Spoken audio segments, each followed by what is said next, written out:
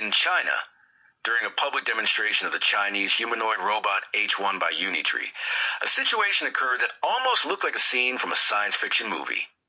T4 writes about it.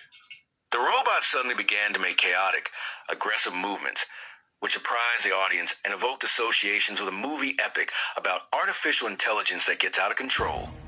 Although such situations can cause panic, in fact, everything is explained scientifically and has nothing to do with the uprising of machines.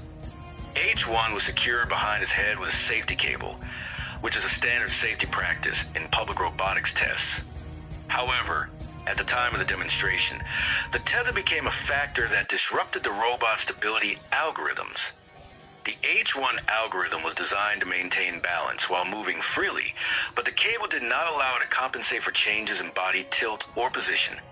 When the program failed to make the necessary adjustments, it began to increase its efforts, perceiving the situation as a loss of balance. The result was an uncontrolled swaying that really looked like an attempt to escape. This incident is a typical example of how incorrect external conditions can cause unpredictable behavior in robots with sensitive stabilization algorithms. Fortunately, the situation was under control, and the robot did not have any autonomy, as one might imagine from looking at the scene. An important lesson is that testing such technologies requires optimal conditions to avoid such misunderstandings.